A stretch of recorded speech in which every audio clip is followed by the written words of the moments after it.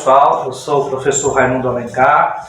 Nós vamos ter mais uma aula do projeto CIMAP, curso integrado de Matemática e Física, e hoje é sobre a associação de geradores.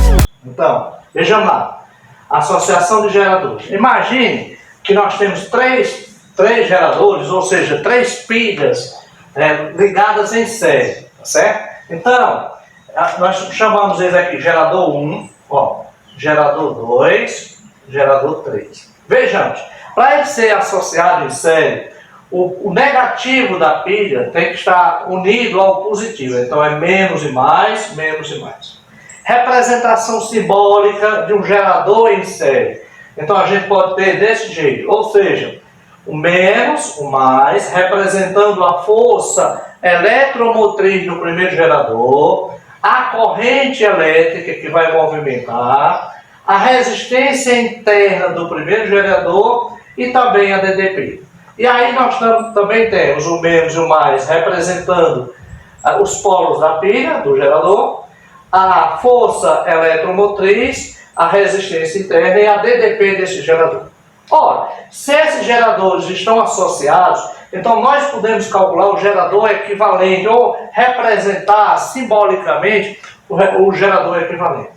Então, para representar o gerador equivalente, lógico, nós vamos ter a força eletromotriz equivalente, nós vamos ter a resistência interna equivalente e nós vamos ter também a DDP interna equivalente. Mais ainda, acrescentando isso, a potência fornecida ao sistema, potência total. Então, vejamos. Quais são as características dos geradores associados em série?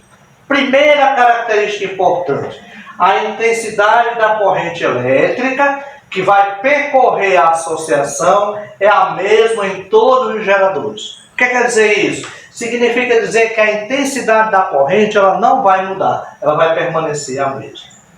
Bom, a segunda característica é a força eletromotriz da associação, ou seja, a força eletromotriz equivalente. Ela é resultado da soma das forças eletromotrizes dos geradores associados, ou seja, de cada gerador a gente soma as forças eletromotrizes. Então, para eu encontrar a força eletromotriz equivalente, eu somo E1, mais E2, mais E3 e assim por diante. Ou seja, eu somo as forças eletromotrizes de cada gerador.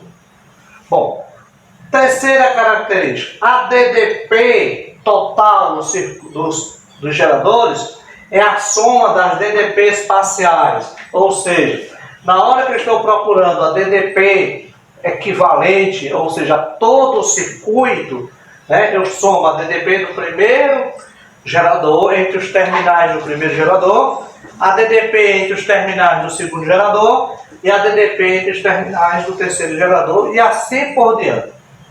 Bom, como consequência da soma das DDPs e a corrente interna, a intensidade da corrente elétrica é a mesma, nós podemos ter a potência fornecida e a potência fornecida ao circuito externo, ou seja, a potência total ou equivalente, é a soma das potências fornecidas por cada gerador.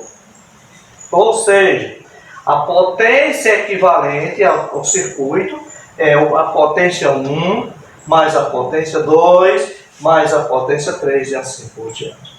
Bom, como nós falamos em corrente, nós falamos em força eletromotriz, falamos em DDP, agora precisamos destacar a resistência interna equivalente. Ou seja, a resistência interna que vai representar toda a associação. A resistência interna da associação é a soma das resistências internas de cada gerador. Em outras palavras, a resistência externa do equivalente seria a soma da resistência interna do primeiro, mais a resistência interna do segundo gerador, mais a resistência do terceiro gerador e assim por diante. Então, é importante que nós observamos que os geradores eles podem ser associados em série e podem ser associados em paralelo. Bom, como Qual seria um exemplo bem prático da associação de geradores em série? É o que nós usamos em lanterna, as pilhas de bateria ou baterias utilizadas em lanterna. Geralmente são colocadas em série, em sequência. Em alguns rádios também, as pilhas utilizadas em rádio também são exemplo de associação de geradores em série. Certo? Um abraço a todos, até a próxima aula, viu?